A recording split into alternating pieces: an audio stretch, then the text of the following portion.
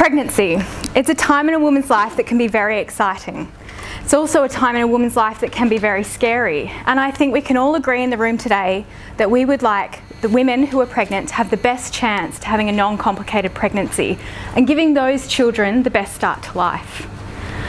However, it may shock you that in Australia this is not currently the case. Up to 70% of women in Australia gain above the recommended guidelines for pregnancy. If that statistic doesn't shock you, let me tell you about 5 complications that can lead to. Firstly, that woman and her baby are more likely to be overweight or obese later in life, perpetuating the cycle of overweight and obesity in Australia.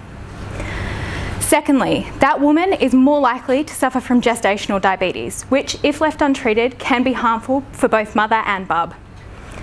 3, that woman is more likely to suffer from a condition called preeclampsia, which is an increase in maternal blood pressure, which can be fatal.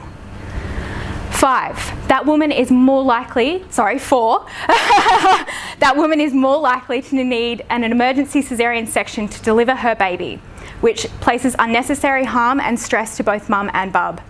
And 5, that woman is more likely to have a stillborn baby. I don't think this is good enough for 70% of women in Australia, and that's where my PhD begins. The first part of my PhD was to do a literature search to look at what has been done across the world to reduce gestational weight gain.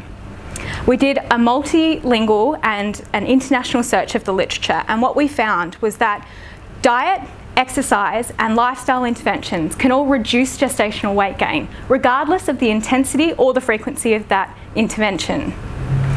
We also found that those same interventions that included diet or physical activity strategies also reduced the risk of gestational diabetes.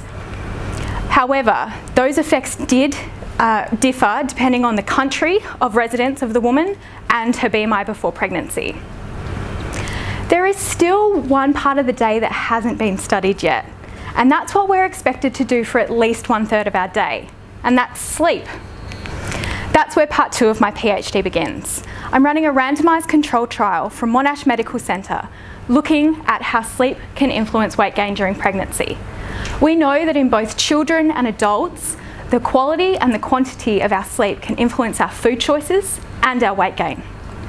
So currently, we are increasing women's sleep opportunity to see the effect on gestational weight gain and glucose tolerance. So essentially what my PhD is looking at is lifestyle factors that we can influence during pregnancy to give that woman the best chance to having a non-complicated pregnancy and giving the next generation the best start to life. Thank you.